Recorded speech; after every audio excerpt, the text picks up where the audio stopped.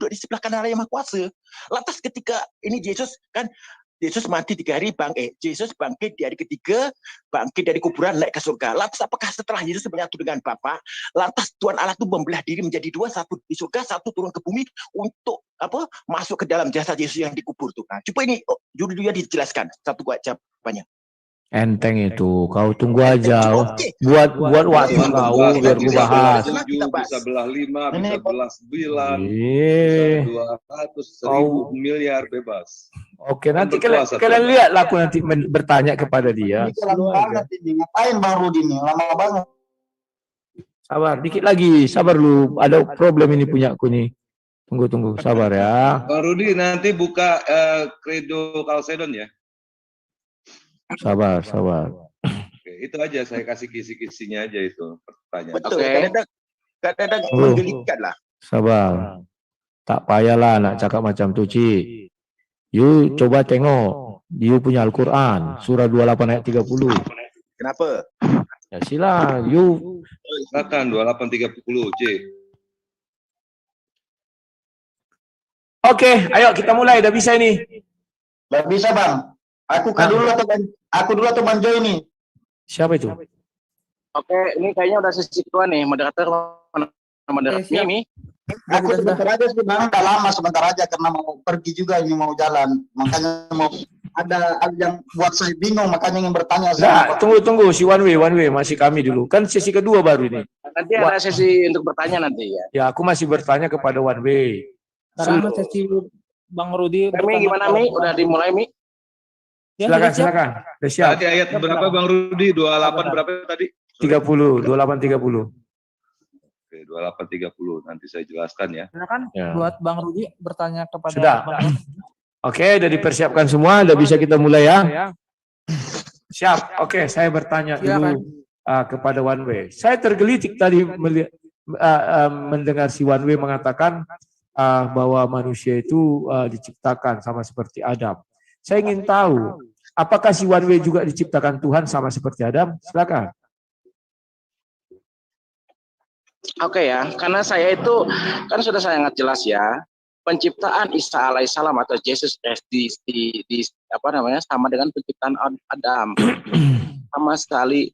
Jadi kedua-duanya diciptakan dari firman Allah, kata Allah jadi penciptaannya semisal itu berarti sama ya, karena saya anak keturunan Adam ya, Yesus Kristus juga keturunan Adam gitu, karena lahir dari rahim Maria itu keturunan Adam ya. Itu hanya Yesus Kristus itu hanya bukti bagi Bani Israel, bukti kekuasaan Allah ya. Manusia itu diciptakan dari tanah. Apa buktinya manusia diciptakan dari tanah? Mas Rudi makan nasi enggak?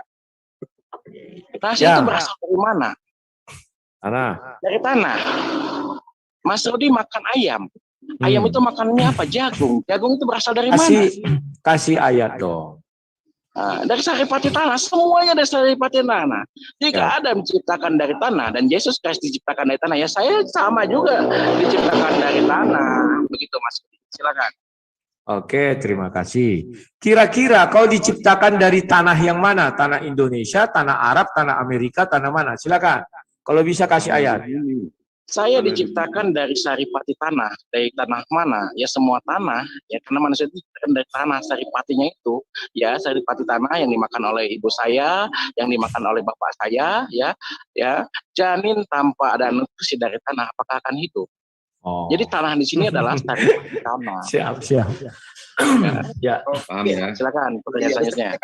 Nanti bursa tanya macam itu juga. Mantap. Boleh silakan teruskan. Apa itu bicara? Oke, berarti kau tidak mengatakan juga bahwa si Adam dari saripati tanah, dari makanan bapak ibunya. Coba jelaskan. Aku jadi bingung lihat kalian di saripati tanah apa itu lagi. Silakan. Saya kira sudah sangat jelas ya. Ya dalam surah Al-Insan juga sama ya. Manusia itu diciptakan semua dari banyak ada dalil Al-Quran dalam Alkitab juga sama manusia itu diciptakan dari tanah. Kan sudah saya sudah menjelaskan, perasaan sangat jelas. Nenek moyang saya Nabi Adam alaihissalam itu diciptakan dari tanah. Ya, saya kan anak keturunan Adam. Saya bukan anak keturunan hantu belau, bukan. I'm a man.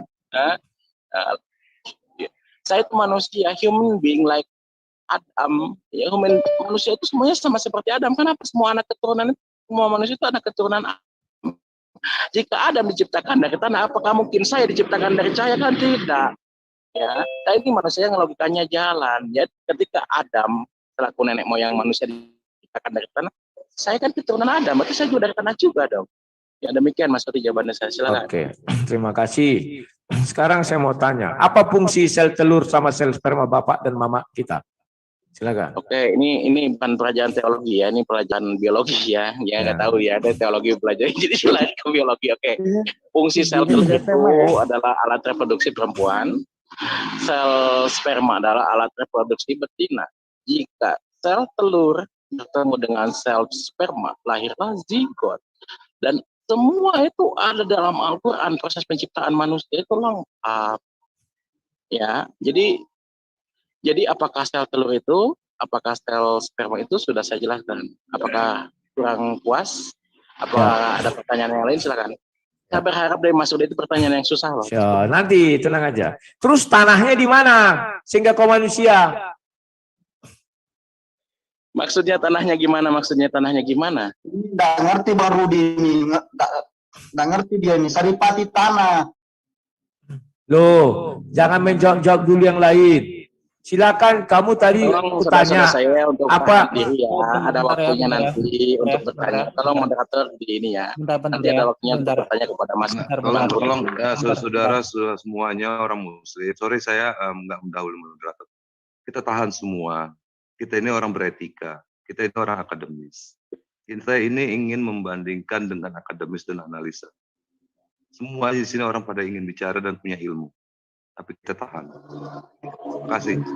Laisa sadidu bisur'ah, innama sadidul lazi yamliku nafsa indal ghadab. Terima kasih. Assalamualaikum. Oke, lanjut. Tadi saya bertanya, apa fungsi sel sperma dan sel telur? Itu kan untuk reproduksi kamu bilang. Lah tanah itu di mana fungsinya di situ? Sehingga kau jadi manusia.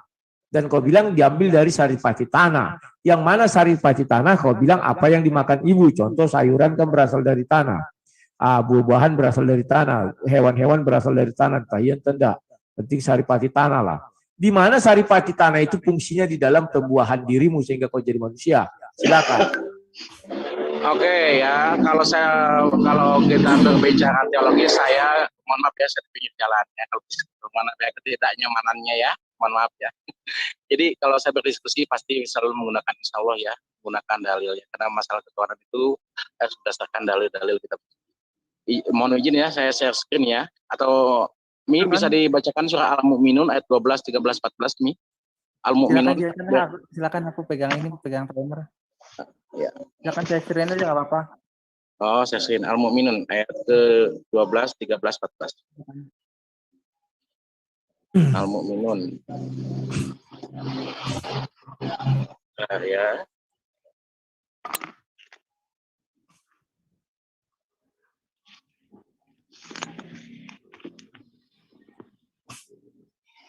Nah, manusia itu diciptakan ya ayat ke-12, dan sungguh kami telah menciptakan manusia dari saripati berasal daripada tanah.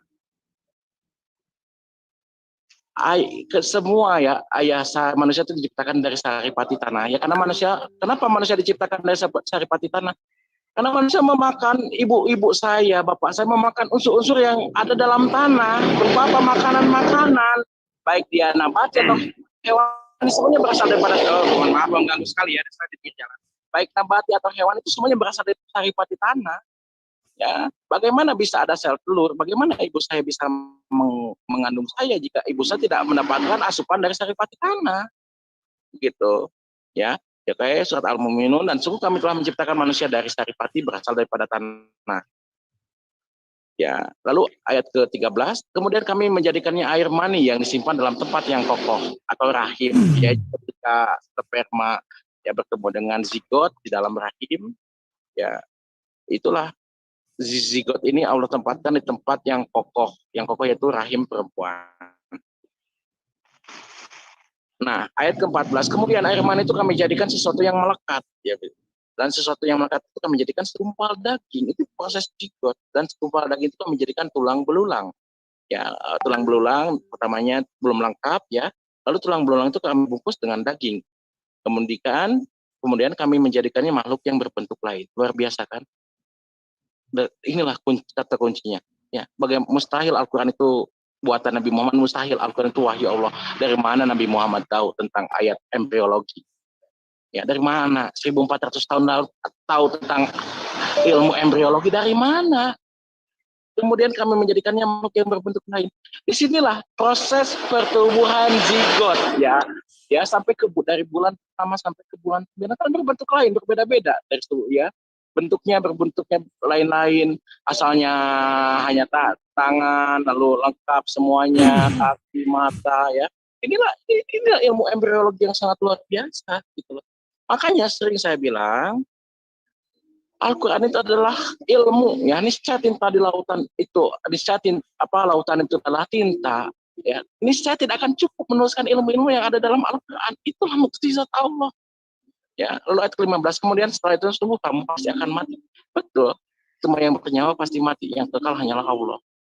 Ya, jadi saya sudah memberikan jawaban ya berdasarkan dengan dalil juga, ya Mas Rudi, bahwa ya kita ini berasal dari saripati tanah. Kenapa? Karena semua manusia itu saya kan dikandung sama ibu saya, ya, dan dibawahi sama bapak saya. Ibu dan bapak saya makan dari hasil tanah semua. Ya, ketika padi itu berasal dari mana? Dari tanah, nutrisinya dari tanah. Nutrisi itulah yang dihisap oleh tubuh ibu saya. Unsur-unsur besi, ya, unsur karbohidrat, ya, unsur-unsur karbohidrat dalam tanah itu diserap oleh tanaman. Lalu ketika kita memakan tanaman, unsur itu masuk ke dalam tubuh kita. Ya, itulah mukjizat Al-Quran, Mas. Demikian, terima kasih. Silakan, ada pertanyaan lain. Oke, sekarang saya mau melanjutkan pertanyaan saya. Kamu sudah mengatakan begitu. Sekarang napas hidupmu kapan dikasih Tuhan? Silakan. Napas hidup saya kapan dikasih Tuhan? Oke. Kenapa manusia itu bisa hidup? Karena ada unsur hayu dan qayyum. Hayu hidup, berdiri sendiri, qayyum hidup dan berdiri. Apakah unsur hayu dan qayyum itu ruh? Nah, lalu kita sekarang, karena saya selalu berbicara selalu menggunakan dalil, ya, sejak kapan manusia itu hidup? Sejak ditiupkan ruh Tuhan itu, ruh Allah itu, ya, dalam konteks kepemilikan. Hati-hati di sini dah ya, ruh Tuhan dalam konteks kepemilikan. Karena ruh itulah kita ini hidup. Jadi sejak kapan? Sejak Allah meniupkan ruhnya kepada saya. Dalilnya ada surat Shad ayat ke-72. Dan setelah kami sempurnakan kejadiannya, maka kami tiupkan ruh. Ketika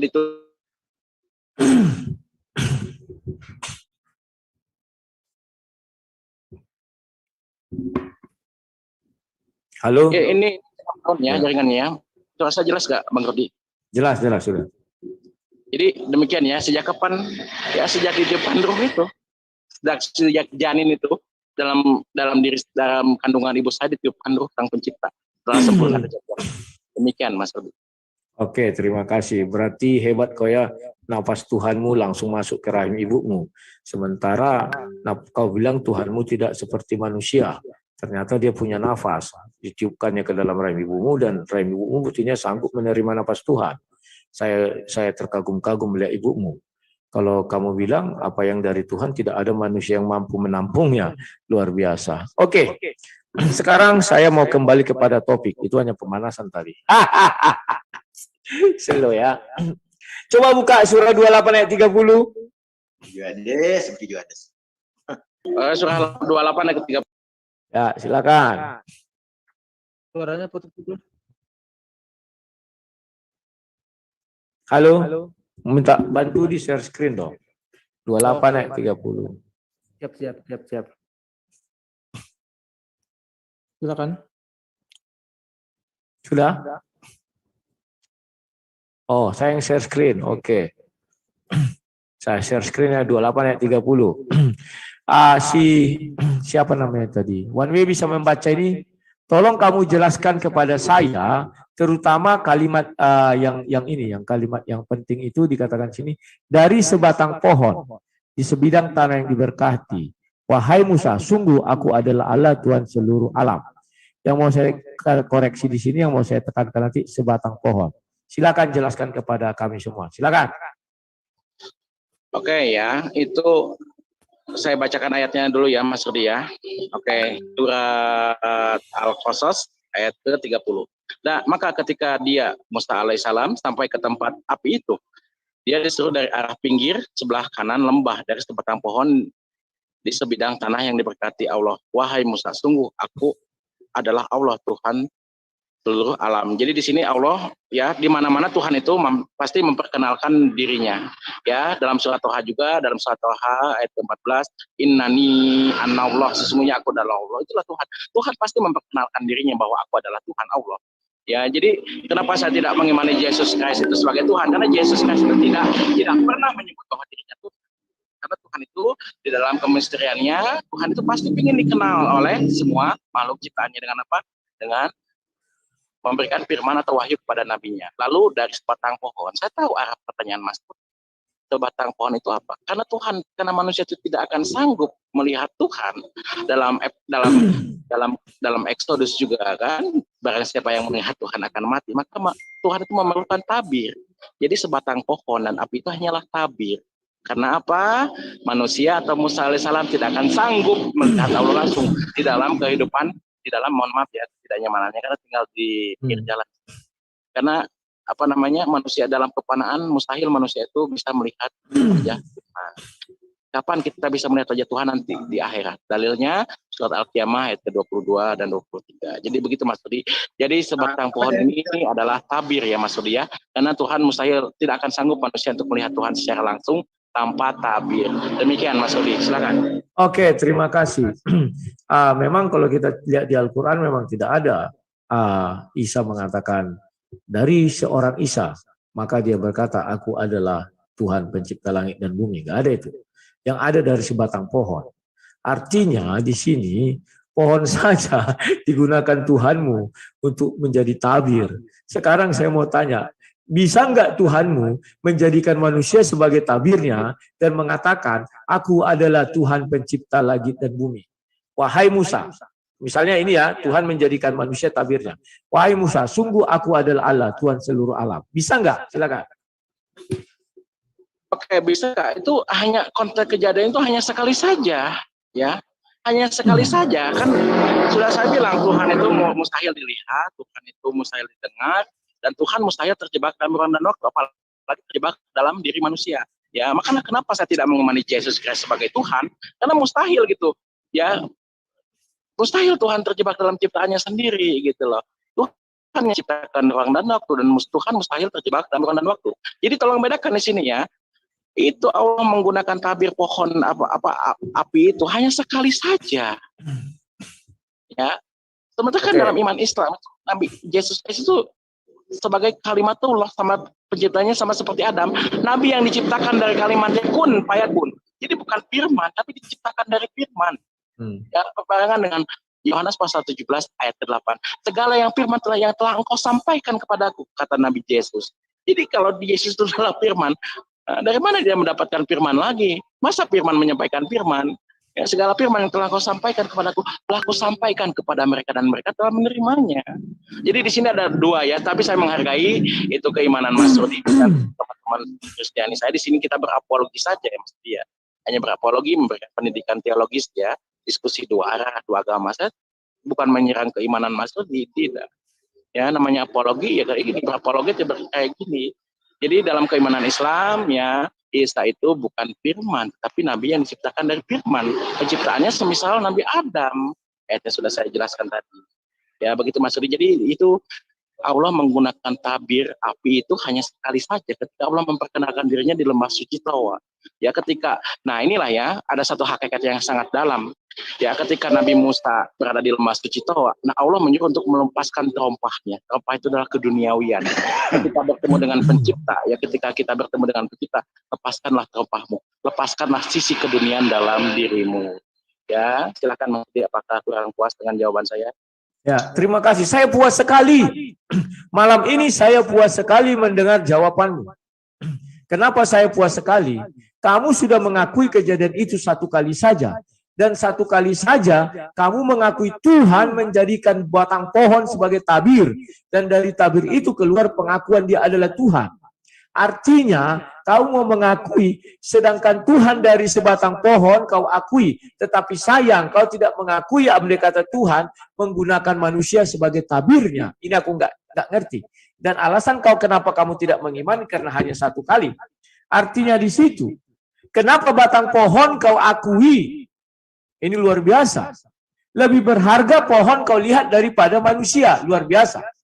Terima kasih, saya tidak membantah lagi. Apa yang mau saya bantah? Kamu sudah mengatakan itu tabir dan itu menjadi wakil Tuhan ketika dia berhadapan dengan Musa. Dan pohon itu dari pohon itu mengaku-ngaku dia adalah Tuhan. Luar biasa sekali. Sementara kau tidak mengakui bahwa tabir itu melalui manusia, itu urusanmu.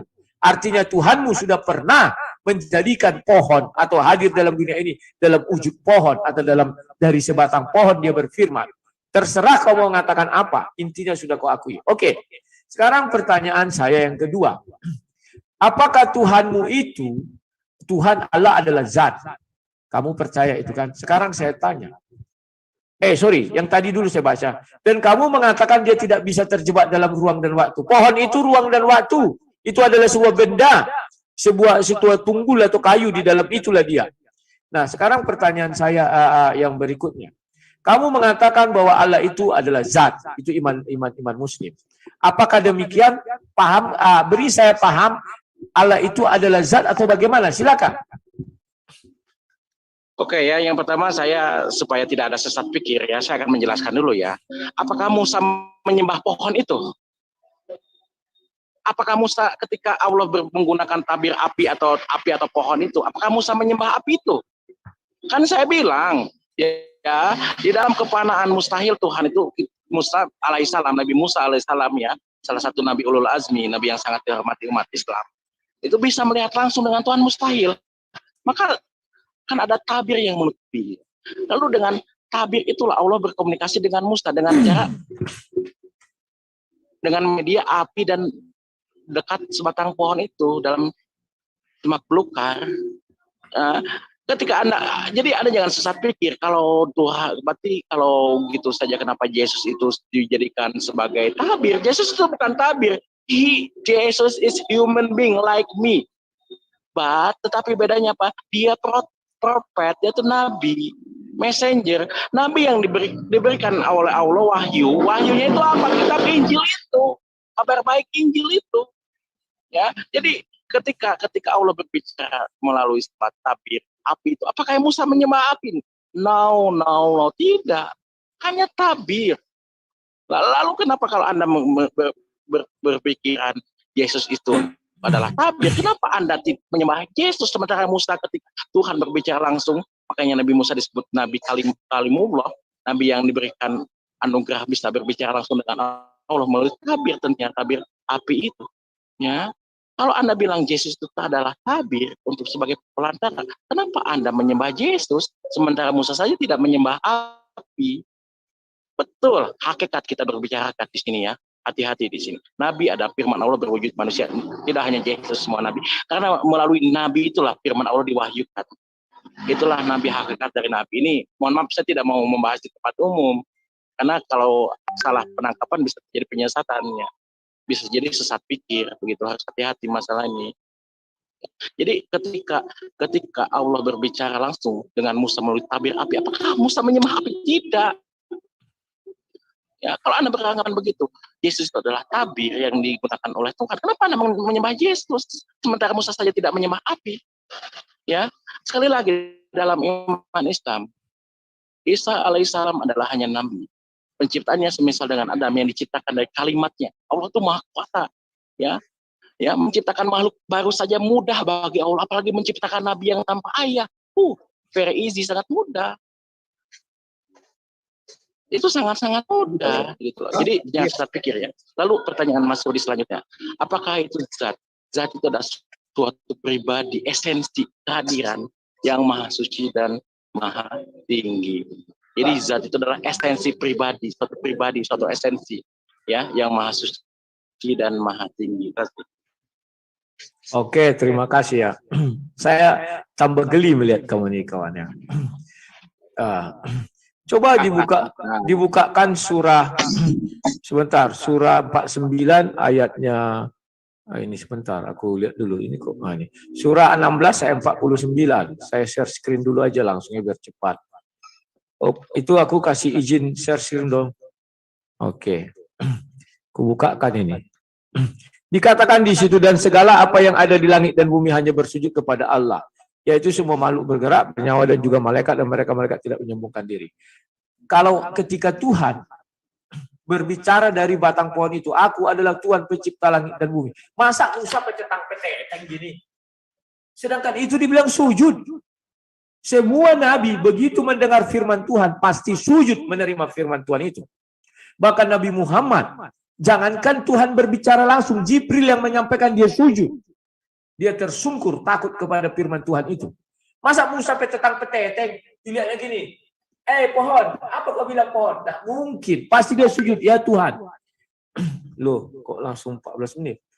Ya, tak apa-apa. Sedangkan raja saja, kalau datang kepada manusia, dibawa itu bukunya itu, rajanya nggak hadir, manusia itu sujud kepada itu. Masa kalah Tuhan dengan raja-raja di dunia ini? Ya, tolong kau pahami itu. Saya nggak pernah sesat pikiran, saya tidak pernah melenceng dari apa yang saya pikirkan. Itu nggak benar itu yang kamu katakan. Oke, saya cukupkan itu sekian. Kenapa? Biarlah kamu menjadikan itu sebagai bayanganmu saja. Sekarang saya masuk kepada zat. Sekarang saya mau bertanya, apakah zat itu adalah makhluk?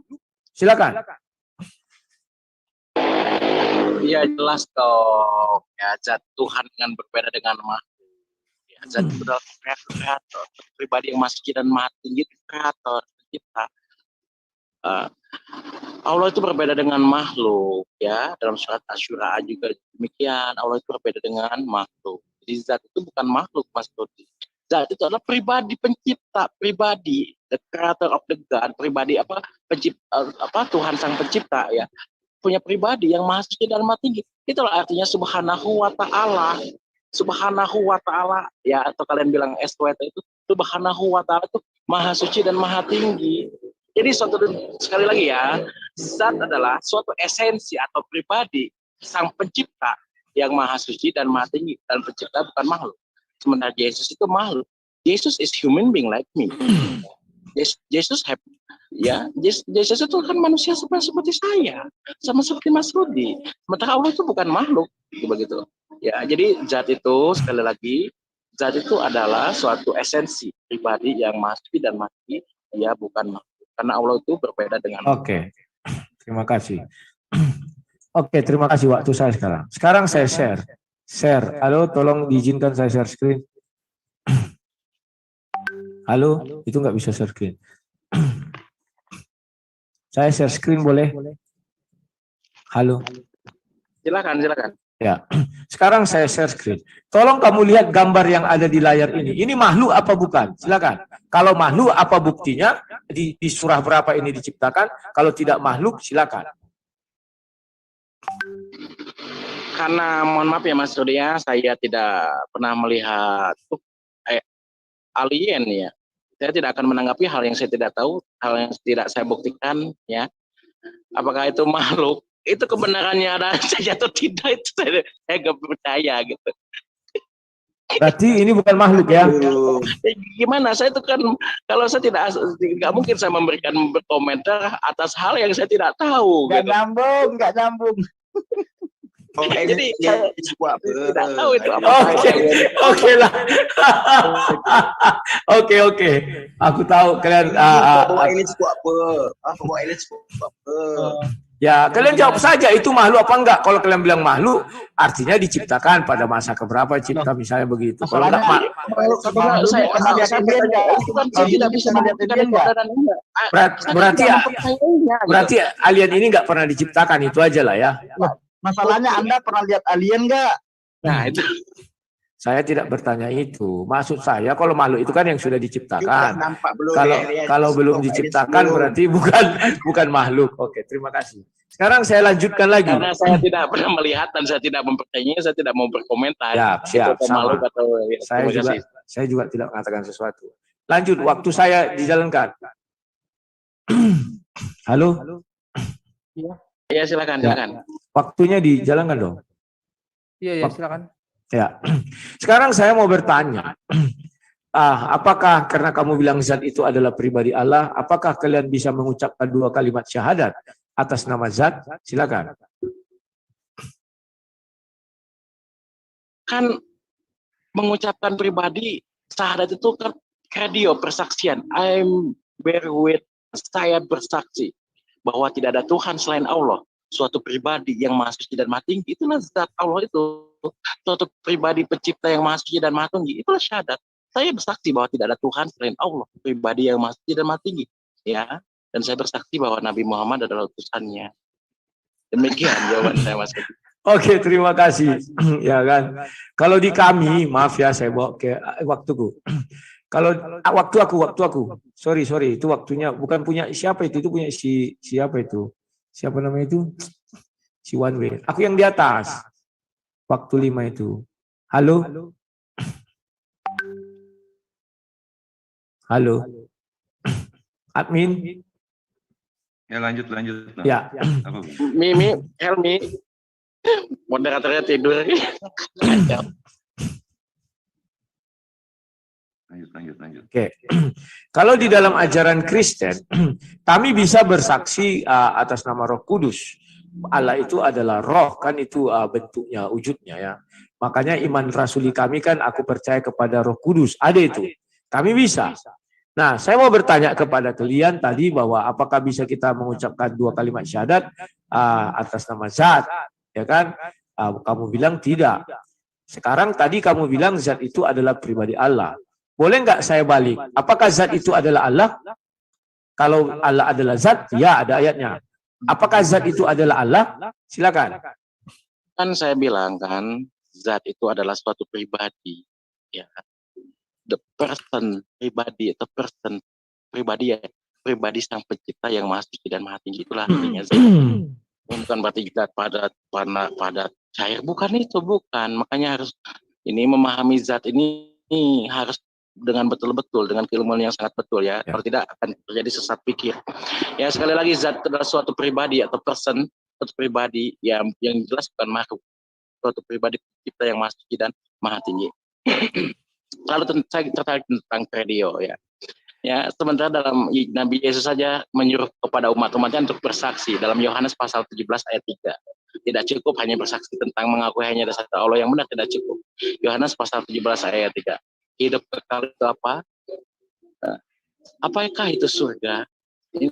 Bahwa hanya mengakui hanya ada satu Allah yang benar dan Yesus Kristus yang engkau utus. Yaitu untuk umatnya Nabi Yesus ya, ke-12 suku Israel, karena Yesus hanya diutus untuk domba-domba yang hilang dari umat Israel.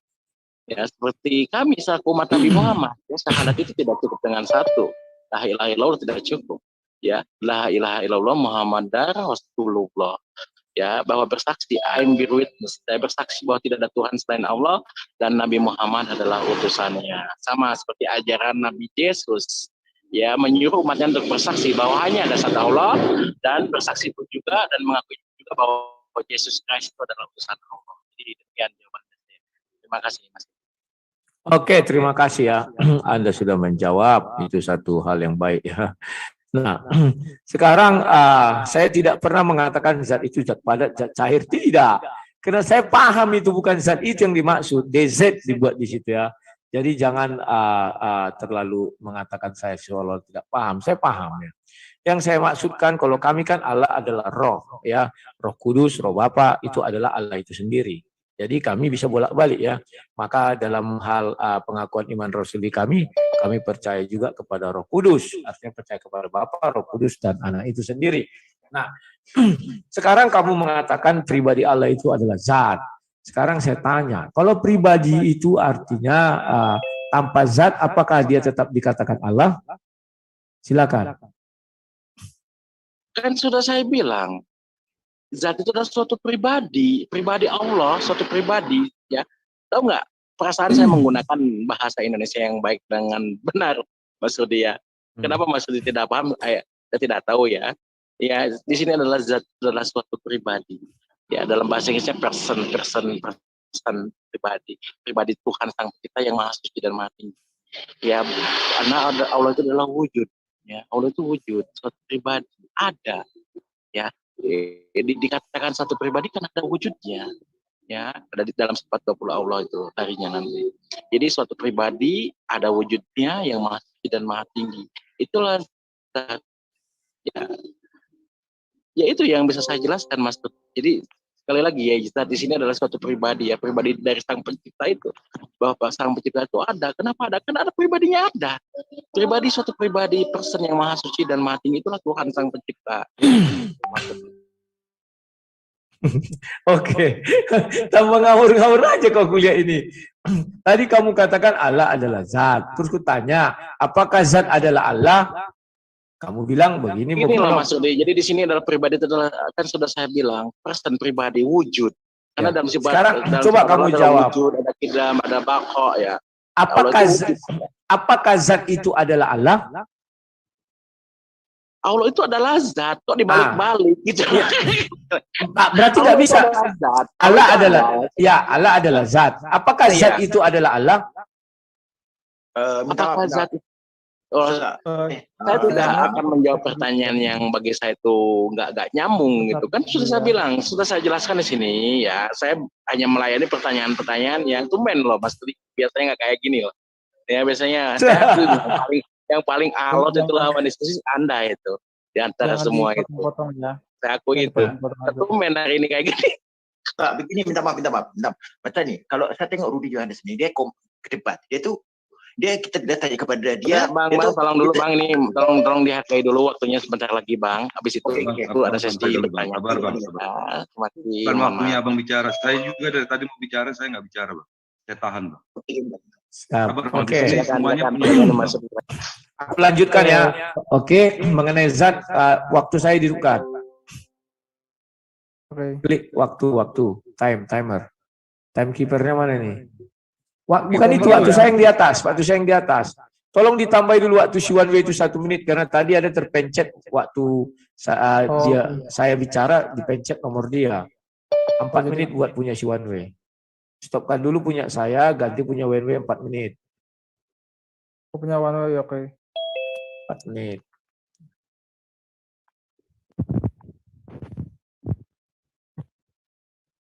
Ini silakan Bang. Oke. Dan 4 menit dia punya one way ya. Oke. Sekarang masalah zat, oke, sudah selesai. Iman kalian lah itu, bukan imanku. Kalau iman kami, Allah adalah roh, maka kami bisa di dalam kalimat kami iman rasuli, kami percaya kepada roh Allah itu, ada dibuat di situ ya. Nah, sekarang saya mau menguji kun fayakun ini tadi. Ini unik juga ini.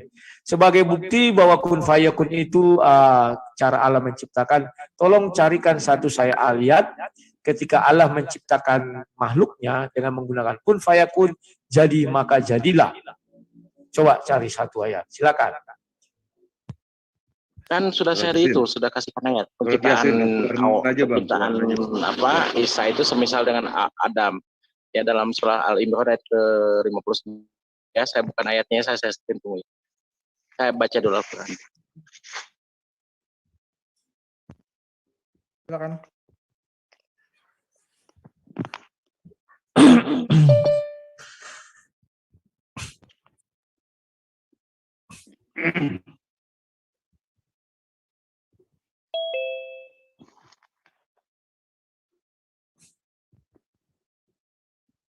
Ya, silakan Bang.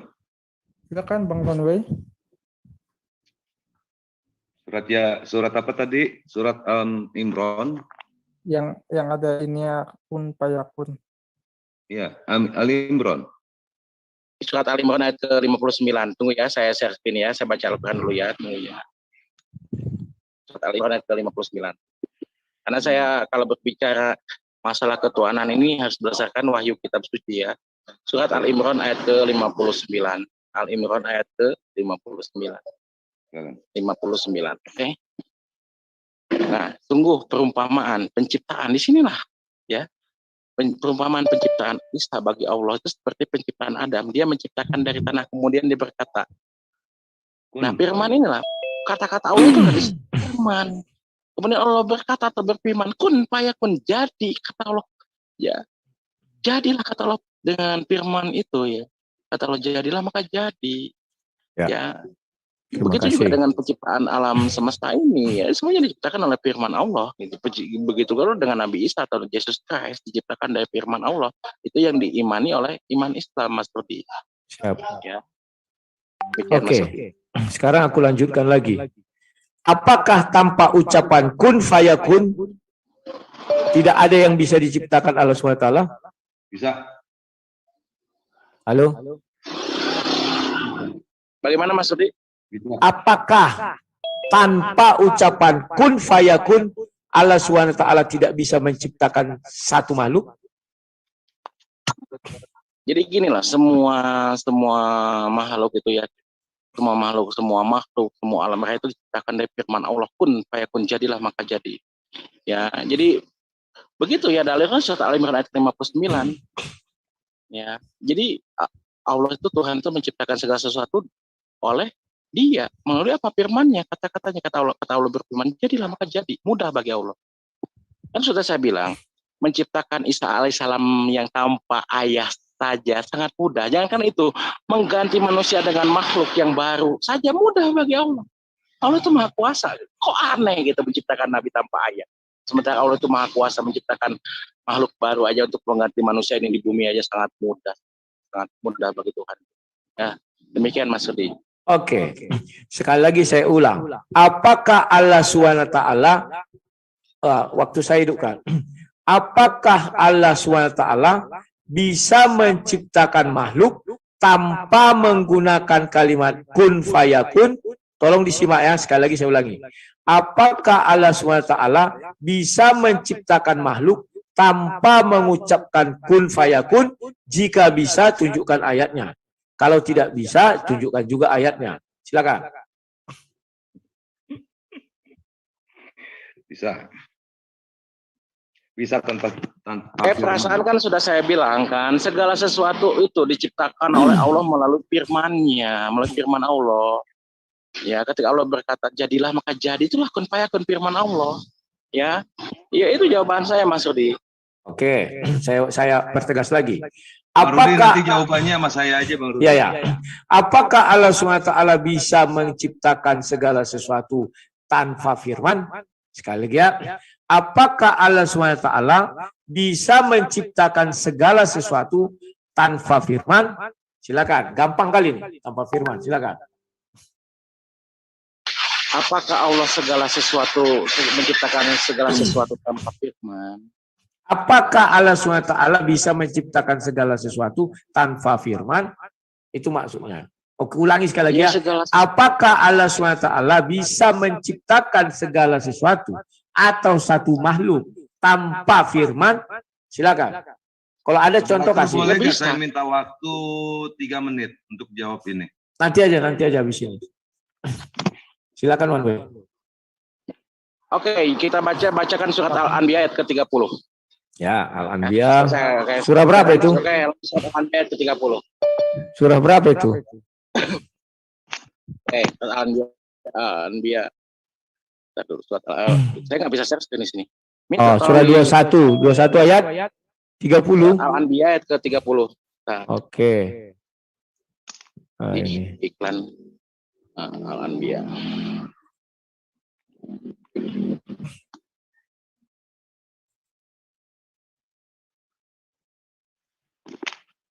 Lewat di atas tadi. Bentar.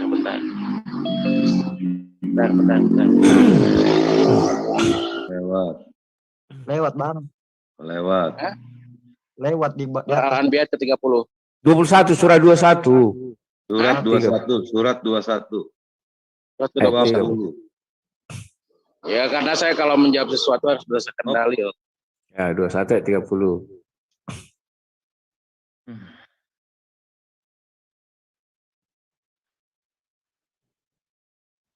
Oke, Itu kita baca surat Al-Anbiya ayat ke-30. Dua-dua itu Al-Hajj itu. Bukan surat Al-Anbiya ayat surah ke-21 ayat ke-30. Ya, itu kan surah Ya. 22 itu. Surah 22 ayat surah Al-Anbiya ayat ke-30 ya. Ini tentang Udah pas proses ya, penciptaan sudah. alam raya. Ya, silakan. Oke. Dan apakah orang-orang kafir itu tidak mengetahui bahwa langit dan bumi keduanya dahulu menyatu? Ya, lalu kita selaku orang yang berpikir itu pasti menggunakan ilmu pengetahuan ya. Jadi dalam ilmu pengetahuan ada namanya sebuah teori namanya teori Big Bang, teori ledakan alam semesta atau galaksi-galaksi tercipta dari kosmos yang meledak. Jadi dulu itu berupa kosmos, alam raya itu dulunya menyatu berupa kosmos. Ya, kosmos ini meledak. Lalu terjadilah galaksi-galaksi yang kita tempatnya adalah galaksi Bima Sakti. Ya, jadi itulah makanya saya bilang Al-Quran itu lautan ilmu ya. Dan apakah orang-orang kafir itu tidak mengetahui bahwa langit dan bumi kedua dahulunya menyatu? Kemudian kami pisahkan antara keduanya. Ya, lalu terpisah, ya kan? Lalu terpisah antara langit dan bumi karena sudah terjadi ledakan, maka beredarlah galaksi-galaksi ya yang terdekat. Galaksi yang terdekat dan galaksi yang kita diami adalah galaksi Bima Sakti, di mana matahari sebagai pusat daripada galaksi itu. Dan kami jadikan segala sesuatu yang hidup berasal daripada air. Inilah yang saya sangat kagum dari Al-Quran. Kenapa di bumi ada kehidupan? Karena di bumi hanya bumi satu-satunya planet di dalam galaksi Bima Sakti yang terdapat unsur air yang cukup sebagai syarat mutlak adanya kehidupan. Jadi syarat adanya kehidupan ada apa? Planet itu cuacanya harus tidak panas dan tidak dingin. Di dalam bumi ada dua kutub utara dan kutub selatan ya. Ya, untuk menopang suhu, mengendalikan suhu. Kalau tidak ada kutub utara dan kutub selatan, air itu akan meluap, begitu loh. Ya, tidak ada lagi daratan. Itulah luar biasanya Allah. Dan kami jadikan segala sesuatu yang hidup berasal daripada air. Dan berdasarkan ilmu biologis, memang semua makhluk itu hidup itu berasal daripada air. Dan syarat mutlak adanya kehidupan adalah air.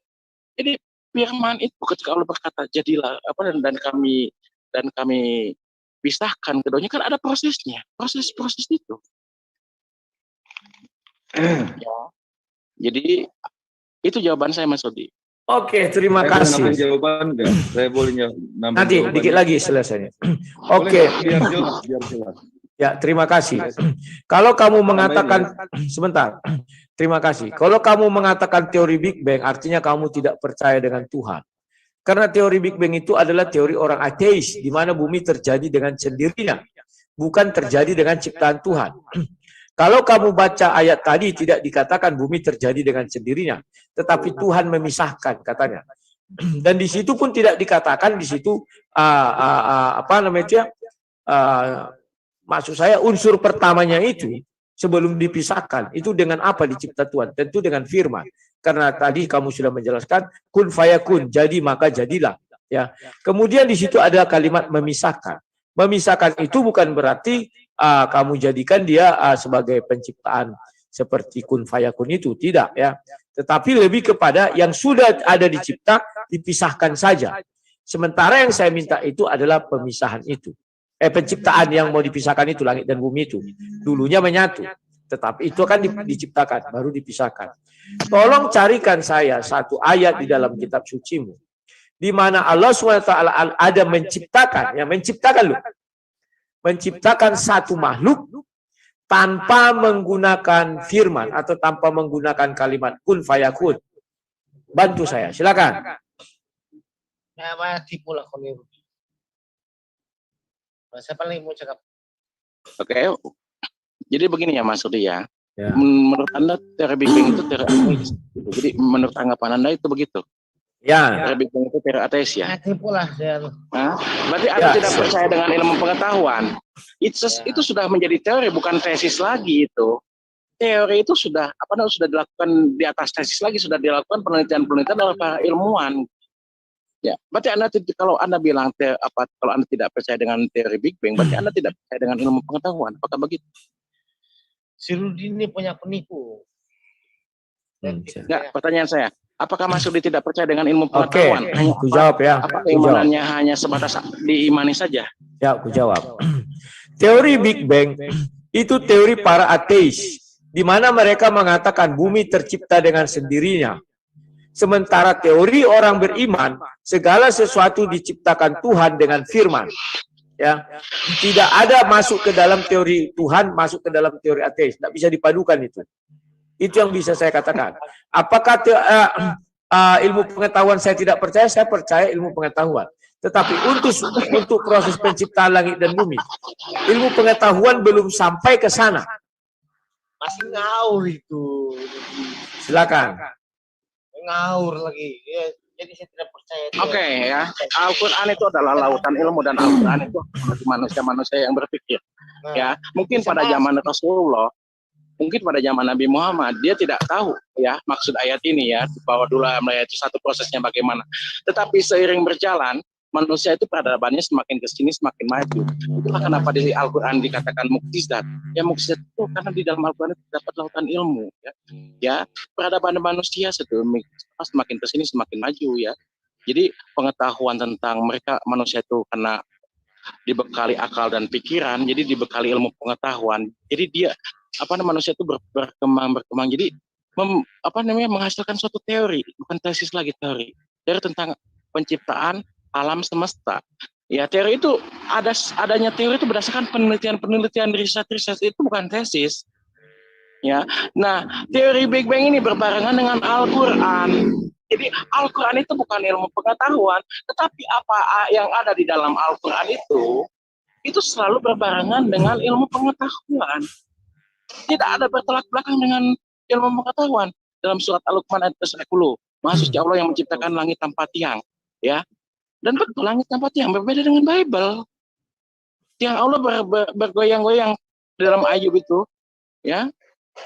Bergoyang-goyang tiang di langit. Lalu Al-Qur'an menjelaskan karena Al-Qur'an itu adalah pembeda Al-Furqan ya. Salah satu julukan Al-Qur'an adalah Al-Furqan, ya, yang Allah berfirman bahwa Allah menjelaskan bahwa langit itu tidak mempunyai tiang. Ini sebentar ya Mas Rudi, biar penjelasannya. Aduh, udah habis nih. Jadi Oke, terima kasih. aja Bang, sudah aja dia. Ya, sekarang saya lanjutkan ya bagian saya. Dimanapun kita berbicara kalau teori Big Bang itu menceritakan bumi terjadi dengan sendirinya. Tidak ada dikatakan di sana bumi melalui penciptaan Tuhan. Tidak ada itu. Itu teori Big Bang. Kita orang beriman tidak percaya bumi terjadi dengan sendirinya. Tetapi Tuhan yang menciptakan. Nah, contohnya di dalam Bible dikatakan alam Bapa yang di surga menciptakan apa pada hari pertama, pada hari kedua, hari ketiga. Contoh ketika penciptaan daratan dipisahkanlah yang berair dan yang kering. Ya, dan kemudian dia berfirman jadilah daratan, jadilah ini segala macam, maka semuanya itu jadi. Itu proses penciptaan. Perlu kalian pahami teori Big Bang itu, bahwa teori Big Bang itu adalah teori orang-orang komunis atau orang-orang ateis lah ya. Kalau komunis terlalu apa? Orang-orang ateis. Yang dimaksud daripada ayat itu bukan demikian, bukan teori Big Bang, tetapi teori penciptaan langit dan bumi. Tidak bisa dipadu-padukan itu. Nah, kemudian di awal tadi ketika saya siapa itu? Di awal tadi ketika saya berbicara mengenai sebatang pohon, si One Way mengakui ini, makanya harus dipahami One Way. Untuk itu kau harus lebih banyak membaca kitab sucimu. Kau harus pahami apa yang dimaksudkan di ayat itu. Dari sebatang pohon, kalimat itu kenapa harus ada? Apapun kau tafsirkan, kalimat itu sudah ada, dan kalimat itu pasti mengandung arti dan pasti merujuk kepada sesuatu benda. Dan setelah itu diikuti dengan sebuah kalimat yang keluar daripada benda itu. Nah, itu harus kau pahami. Kemudian ketika saya tanya zat, apakah Allah adalah zat? Ya, kamu bilang itu adalah pribadi Allah. Saya balik, apakah zat itu adalah Allah? Kamu berbelit-belit tidak mau menerima. Kalau kami selalu menerima, Allah adalah roh Allah adalah Allah. Ya, nggak ada kami bilang oh tidak, begini begono. Nah, dan kemudian kamu mengucapkan kalimat kun fayakun. Di situ saya tanya, apakah segala sesuatunya dijadikan Allah dengan firman? Beri saya contoh. Kamu nggak bisa memberi contoh yang dijadikan Allah tanpa firman. Kalau kamu bilang memisahkan itu kan sudah ada bendanya. Tinggal dipisahkan. Contoh, saya membuat kue, saya potong dua. Kuenya kan sudah ada, maka saya potong dua. Tolong dibedakannya. Kalau menciptakan itu belum ada menjadi ada. Kalau sudah ada dipisahkan itu bukan menciptakan namanya. Ya, harusnya kau pahami itu. Tanpa firman Allah tidaklah dikatakan Allah. Tanpa firman. Artinya dia tidak mempunyai kun fayakun. Artinya dia tidak bisa menciptakan apapun. Karena dia sendiri yang menjelaskan dirinya sendiri. Bahwa saya menciptakan dengan menggunakan kalimat kun fayakun. Bahwa saya menciptakan segala sesuatu dengan firman. Itu tidak bisa kita bantah. Itulah hebatnya Bible. Bible dijelaskan di Yohanes 1 ayat 3. Segala sesuatu diciptakan oleh firman. Tanpa dia tidak ada yang jadi. Kemudian ketika saya tanya lagi kepada kamu mengenai apa tadi itu ya, Allah itu apakah zat itu apakah makhluk? Kamu bilang bukan makhluk. Makhluk artinya kan diciptakan. Artinya kalau sesuatu yang tidak diciptakan itu bukan makhluk. Karena dia ada tanpa diciptakan. Dialah alfa dan omega, atau dialah yang tiada berawal dan tiada berakhir. Itu penting sekali untuk dipahami. Ya, saya sengaja mengambil sebuah foto agar kau paham apa yang dikatakan makhluk, apa yang tidak dikatakan makhluk. Ya, itu sangat penting. Nah, setelah saya kombinasikan dari apa yang saya tanyakan kepada kamu tadi, bahwa jelas kamu mengatakan bahwa Allah itu adalah zat, bahwa zat itu adalah Allah. Tanpa zat dia bukan Allah. Apa kamu bisa menantang itu? Nggak bisa, karena Allah itu adalah zat. Artinya tanpa zat itu dia bukan Allah. Demikian juga ketika saya bilang berfirman, segala sesuatu diciptakan dengan kun fayakun. Tanpa kun fayakun tidak ada yang bisa diciptakan tanpa firman. Berarti ketiganya ini tidak bisa dipisah. Allah tanpa firman bukanlah Allah. Allah tanpa zat bukanlah Allah. Karena Allah adalah zat. Zat adalah Allah. Karena demikian tidak bisa dipisah. Jadi mohon kalian pahami bahwa kami tidak menyembah tiga Tuhan, Triteos, tidak. Tetapi kami menyembah satu Tuhan. Hanya di dalam keesaan Tuhan kami itu. Recording in progress. Dia punya roh, punya tubuh, dan punya suara atau firman. Ya, itulah dan bisa dilihat di dalam diri kami manusia. Bahwa kami manusia ini adalah tunggal, satu. Tetapi di dalam diri kami punya roh, itulah yang menghidupkan. Suara kami itu ada. Jadi tiga. Ketiganya menyatu dalam tubuh kami. Apa lagi? Ada yang merekod. Ya. Oke kawan-kawan, itu yang bisa saya sampaikan. Biarkan saja ini selesai. Karena tak mungkin saya terlalu banyak bicara. Dan untuk one way ke depannya, tolong perhatikan aturan main kita ya. Jadi saya tidak ada apa-apa. Silakan. Terima kasih. Boleh saya menanggapi atau waktu saya habis, Mi? Sudah habis. Kita masuk ke sesi ketiga. Boleh ke bagaimana ini? Anu aja mau ngobrol santai-santai aja gimana sama Budi. Ya udah, silakan aja. Nah, babak ketiga lagi para penonton yang bertanya. Ini Bang Rut. Ini partisipannya sekarang ya. Babak ketiga. Ya, ini lebih ke penyaliban ini yang saya masih sampai hari ini masih bingung. Tunggu, dibuat dulu babak ketiga, sabarlah. Semuanya ada masanya. Sekarang masuk ke sesi partisipan, saya persilakan kepada Pak Budi. Silakan Pak Budi. Enggak, berjalan aja, gak usah pakai waktu. Gak apa-apa pakai waktu dong, nanti kita nggak berakhir nih jam 11, kita mau jam tengah 11. Aku nggak lama juga Bang Rut. Sekali begadang paling yang sudah resen didulukan. Aku baru sehat. Gak lama juga aku Bang Rut. Iya, silakan. Yang resen pertama lah. Gini, resen Pak Budi, silakan Pak Budi. Ini aku ingin bertanya Bang Rut. Apa? Silakan. Bang Pandi silakan. Aku dulu Bang, aku nggak lama lagi nih, bentar doang kok. Ini kan yang saya ketahui, Yesus itu adalah Tuhan itu sendiri. Nah, kemudian dia turun ke bumi untuk menebus dosa manusia. Pertanyaan saya, kepada siapa yang menebus dosa itu? Oke, saya jawab. Adalah satu kekeliruan kalau kau katakan Yesus adalah Tuhan sendiri yang turun ke dalam dunia. Itu nanti oneness. Bapa di sorga turun ke dalam dunia, dalam rahim Maria dan lahir. Itu oneness itu ya. Kami tidak menganut prinsip itu ya. bahwa Yesus tetap firman Tuhan yang menjadi manusia. Kemudian kepada siapa dia menebus dosa manusia? Manusia ini sudah tergadai sejak semula. Di mana dia tergadai? Di Kejadian 3. Bahwa si iblis atau setan itu memangsa manusia. Maka kami mati, masuklah ke dalam kerajaan maut. Nah, di dalam kerajaan maut tidak ada seorang pun yang bisa lepas dari sana. Itulah sebabnya di dalam Bible diceritakan hanya dua. Nggak usah panjang lebar Bang Rod, jawab aja. Dia menebus dosa kepada siapa? Kalau begitu kau buat ujian anak TK, BS, jangan kau tanya sama aku. Alah, you kok tidak mau jangan banyak cerita lah. Gimana sih? Kan harus kujelaskan dong. Harus kujelaskan biar kau paham. Kalau kau mau bertanya begitu, pergi kau ke anak TK, kau buat BS. You kalau tidak mampu menjawab, tak payah bercerita panjang. Tak payah macam tu, Jo. Tak payah macam tu. Jangankan kau, Jo, aku bukan sombong. Jangankan kau, Tuhan kau pun tak mampu menjawab pertanyaanku, Jo. You bujuk Lah. Ayo, siapa lagi bertanya? Tapi ingat, bertanya tidak jawaban BSPS. Benar salah tak begitu. Biarkan orang mengeksplor. Ya. Bang Rud, kembali lagi Bang Rud. Bang Rud kembali lagi. Dia menebus dosa kepada siapa Bang Rud? Loh, kan aku bilang dia turun dalam kerajaan maut, mengambil dosa dari dalam genggaman iblis. Makanya dengar penjelasanku. Kan simpel sekali pertanyaan saya Bang Rud. Kan sudah aku jawab, dari genggaman iblis. Apalagi yang kamu ketahui? Dia kan menyelamatkan dosa-dosa manusia. Iya, terus? Dia menebusnya itu kepada siapa? Dari genggaman iblis kepada iblis. Kematian dia.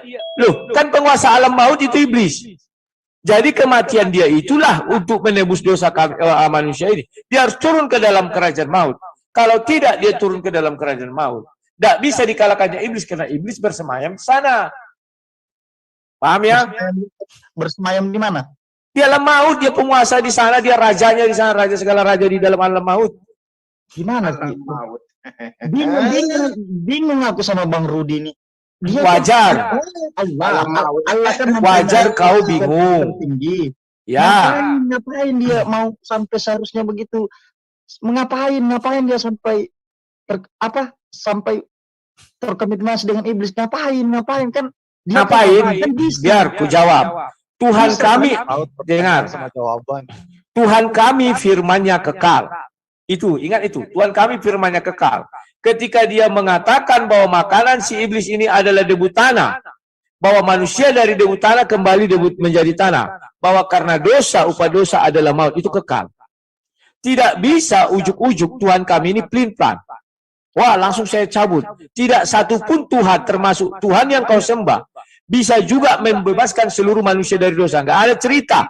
Tetap orang harus menjalani itu. Sederhanakan, jadi begini saya sederhanakan. Ya. Jadi biar cepat tangkap. Kalaulah Yesus itu tidak menebus dosa, gimana manusianya? Tidak ada yang sampai ke surga. Ingat, sebentar. Kalau Yesus tidak menebus dosa, hanya Henok dan Elia yang ke surga. Bahkan Abraham pun tidak ke surga karena dia mati. Mati artinya ada dosa. Dia masuk ke dalam kerajaan maut, maut menguasai dia tidak bisa lepas. Menebus dosa-dosa yang kalau manusia tidak, kalau dia tidak menebus si Jo ini jangan kacau lah. Tidak sampai ke surga ya. Kenapa? Jadi kalau Yesus tidak menebus dosanya, berarti manusia tidak sampai ke surga. Betul, nggak sampai ke surga, maka kami akan di alam maut terus. Simpelnya, jadi dia menebus dosa itu untuk siapa? Sedangkan hakikatnya dia Allah. Loh, kan sudah kubilang di dalam kerajaan iblis, dia menebus dari iblis, mengambil dari iblis. Itu saja sulit kau. Ngapain dia menebus dari iblis? Lah, sekarang kutanya dulu kau. Sekarang kutanya dulu kau. Coba alihkan ke Tuhan. Kenapa Tuhan tidak membunuh iblis? Dia kan maha kuasa. Coba jawab. Nanti dulu jawab toh pertanyaan. Sudah. Aku sudah jawab. Mengenai kalian suka atau tidak suka. Mengenai kalian suka atau tidak suka. Mengenai kalian suka atau tidak suka. Ditanya balik langsung mampus. Saya nggak pernah ingat. Menjawab, dia akan bertanya balik. Kebiasaan macam itu. Saya sudah mengalami. Ditanya balik langsung mampus Bang Rudi dia. Makanya orang ini akan, makanya aku bilang si Jo ini mulutnya panjang. Tuhan kau suruh Jo sama aku, gua hadapi. Bukan tidak bisa jawab. Nggak ada korelasinya dengan pertanyaan saya. Siapa bilang nggak ada korelasinya? Yang kau pikirkan, yang sebentar. Sebentar, ini tidak kondusif lagi, saya out saja. Karena kalian tidak bisa banyak yang bicara. Ini sama. Yang mana mau ku dengar ini? Banyak kali bicara si Joe. Sama dengan kayak Han Bence. Logat-logat gini ini bahaya. Bibirnya dua atas bawah. Tidak mau berhenti ngomong sendiri. Sabar. Ini kan tidak ada admin mana admin tolong diatur. Ini kan tidak ada korelasinya. Karena sudah malam, aku izin ya. Besok kalian buat tantangan, kita main 1 lawan 1. Selamat malam, saya cabut. Terima kasih Mas Rudi, terima kasih. Iya, dia kabur nggak bisa jawab, kabur. Oke kawan-kawan, itulah hasil debat hari ini. Selalu memang mereka ini tidak sabaran ya. Padahal kalau kita mau disiplin kawan, tidak perlulah kita seperti itu ya. Kerasa kerusu. Sabar saja, ngapain harus begini bogono. Aduh, ini mencerminkan tabiat idiot ya, keledai liar kawan. Dibilangnya aku nggak bisa menjawab, sudah ku jawab loh. Dia Tuhan, kenapa harus menebus? Firman-Nya kekal, nggak bisa diutak-atik, dia ku bilang. Mereka nggak mengerti firman Tuhan yang kekal ya kawan-kawan ya. Maunya mereka firman Tuhan itu tidak kekal, nggak bisa. Maka saya tanya kepada mereka, kenapa Tuhanmu tidak membunuh si iblis saja biar manusia tidak berdosa? Nggak bisa dia jawab. Tadi kata Siloan itu kan, orang ini tidak bisa menjawab begitu ditanya balik. Saya nggak tahu si Jo itu apa agamanya. Itu kan nama palsu. Kalau nama asli saya nggak berani mengatakan. Tuhan kau suruh berdebat sama saya bilang. Ya, saya tidak tahu karena palsu-palsu ya kita nggak bisa mengapakan sesuatu ya. Bisa jadi dia bukan agama A, agama B, agama C. Kalau dia ngaku-ngaku dia KTP-nya apa namanya si Jo. Kan bisa jadi tidak kawan. Kita siapa-siapa namanya. Berbahaya dengan orang-orang logat-logat seperti ini. Saya lihat mereka nggak pernah sabar untuk menunggu. Selalu ingin sembrono ke depan semua ya. Padahal saya tadi sudah mengorbankan waktu saya 3 menit, saya putus. Aku geli ketika aku tunjukkan gambar alien itu kawan. Ada yang buat komentar tadi, setengah mati lah orang ini memang kuat. Aduh, memang nangis Bombay lah kawan-kawannya. Ya, apa boleh buat lah, itulah keadaan sekarang yang memang mereka tidak mampu ya. Saya selalu percaya diri bahwa Tuhan Yesus itu adalah Tuhan atas segala Tuhan, Bapa atas segala Bapa ya, Raja Surgawi ya. Makanya saya tidak pernah takut atau menyampaikan pendapat. Apakah kau tetap percaya Tritunggal? Tetap, aku bilang, tetap. Cuman sebentar sayang, kawan saya ganti apa dulu laptop yang biar gambarnya lebih bagus. Ya. Nah kawan-kawan, kalian sudah mendengar. Saya keluarkan dulu yang ini ya. Bagaimana sabar ya. Ini harus saya keluarkan ini. Ya. Bagaimana diskusi malam ini sudah kacau beliau oleh mereka ini, padahal di awal sudah mantap. Cuman saya memang siapa ini selalu di pinggir jalan kawan. Nggak tahu kalau setiap debat dengannya pinggir jalan. Kalau nggak mic-nya kacau, suaranya kacau, semua kacau. Kalau nggak ada suara ngeong, wow, ya. Dan aku lihat memang mereka ini sudah nggak bisa. Teori Big Bang kawan, kau carilah, kau searching. Itu teori ateis. Bumi terjadi dengan sendirinya. Helium, tumbukan, begini begono, saking suhu panas, debu-debu bernyatu begini begono. Mana begitu orang beriman? Orang beriman segala sesuatu diciptakan Tuhan. Makanya saya bilang kenapa orang ini nggak ngerti. Selalu bangga dengan teori Big Bang. Seolah-olah Tuhan yang menurunkan teori Big Bang. Tidak kawan, mereka nggak percaya Tuhan. Siapa penemu teori Big Bang? Carilah kalau memang mereka percaya Tuhan. Tidak kawannya. Jadi kawan-kawan, hari ini memang tadi saya mau membalik semua yang penonton itu kan. Kamu nggak bisa jawab. Siapa bilang? Aku bilang. Termasuk si Uda tadi itu ya. Sebenarnya dia udah baik Uda itu. Kalian janganlah katanya sabar gini. Tapi semua nggak sabar. Si Uda itu udah terdiam. Memang orang ini semua blunder, nggak bisa apa-apa kawan. Makanya aku bilang kalau ini disiplin, maka contohnya kayak si Zuma, nggak akan berani berdebat sama aku kalau disiplin. Ya, itu ku jamin nggak akan berani kawan. Asal disiplin, jangan kacau. Kalau kacau-kacau, orang itu mengira lomba kekuatan suara. Kita sekarang kan berdiskusi. sampai berdebat. Bukan lomba kuat-kuatan suara. Kalau lomba kuat-kuatan suara memang aku selalu kalah. Kenapa? Aku selalu sendiri, kawan. Dimanapun aku debat, aku sendiri. Mereka keroyok-keroyok. Kemana aku dengar? Si A bilang begini, begini. Aduh, ini sudah ada tegurannya, istirahatlah bro. Terima kasih Anggia ya. Anggia aku bilang Sinaga karena abangku dari bapakku yang pertama kan marga Sinaga. Jadi abang lah sebenarnya. Tapi karena kalau umur ya nggak apa-apa lah manggil Anggia. Manggil lain nggak bisa. Karena abangku, mamak kami satu, bapak kami yang pertama Sinaga, bapakku Tagalog. Jadi kalau orang Marpadan nanti dia. Aduh, oke lah kawan-kawan, sebelum saya tutup, saya iklan dulu ya, namanya juga usaha. Karena setiap Sabtu saya harus bayar gaji karyawan ya. Sekarang aku udah empot-empotan. Ya inilah kawan, bagi siapa yang berdonasi silakan. Besok aku mau buat video terbaru tentang Rumah Anak Terang. Karena memang tukang kacanya entah kemana, brengsek juga. Aku udah ke tokonya nggak nongol-nongol ya. Hanya dipasang bingkai gitu, kacanya belum masuk, itunya belum masuk. Apa gara-gara belum tamat. Kayak mana aku mau menambah kawan ya. Memang uang itu sudah ada terkumpul sekitar 19. Kan tidak dari 39 ya. Saya baru bayar 7. Mau saya kasih, bagaimana mau saya kasih? Orang tidak pernah masuk. Setelah masuk, 1 hari, besoknya nggak masuk lagi. Aduh, aku bilang, besok aku mau ke sana, ya harus tegas. Karena targetku bulan 4 sebelum Pasca sudah di sana. Karena kami mau kebaktian di sana ya. Oke lah kawan-kawan, maafkan kalau tadi kurang seru di akhir, tapi di tengah kan seru ya. Babak kedua seru. Saya ucapkan sekian. Salam sang debater, sampai jumpa esok hari. Jangan lupa jaga kesehatan, karena kalian sudah mengingatkan saya pun akan jaga kesehatan. Sampai jumpa.